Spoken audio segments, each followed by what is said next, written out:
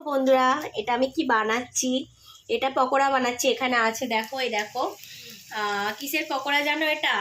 এটা হলো, এতে আছে পালং শাক ছোট ছোট করে কেটেছি, আর কাঁচা লঙ্কা আর গুঁড়ো লঙ্কা, কালো জিরে, আর মোটা যে লঙ্কাগুলো পাওয়া যায় সেই ছোট ছোট করে কেটে দিয়েছি। তো জানো তো আমার রেসিপি মানে একটু অন্যরকম তো ব্যাপার থাকবেই।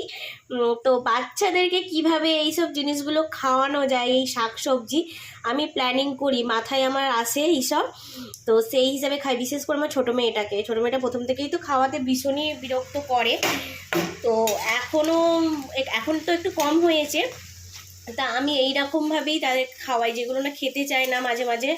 তো কি করি, এইরকম পকোড়া বানিয়ে দিই শাকের, বা আরও যা সবজি আছে কিভাবে কি করা যায় দেখি। কোনো সময় রুটি দিয়ে করে দিই, সেগুলো তোমাদের সাথে শেয়ার করা হয় না। তো একদিন করব, রুটির সাথে মিক্স করে দিয়ে রুটি বানিয়ে খাইয়ে দিই। তা ওদের শরীরে এগুলো তো গেলে ভালো না, কিভাবে বাচ্চাদেরকে আমরা খাওয়াবো সেই রকম প্ল্যানিং মায়েরা শুধু করতে থাকি, বলো। তো কী করবো, এইভাবেই খাওয়াতে হয়। তাও একটু তাদের খাওয়া হবে, না হলে তো খেতেই চায় না, বদমাইশি করে। তো তোমরাও এরকমভাবে ট্রাই করতে পারো। তাহলে বন্ধুরা, টাটা, সবাইকে বাই।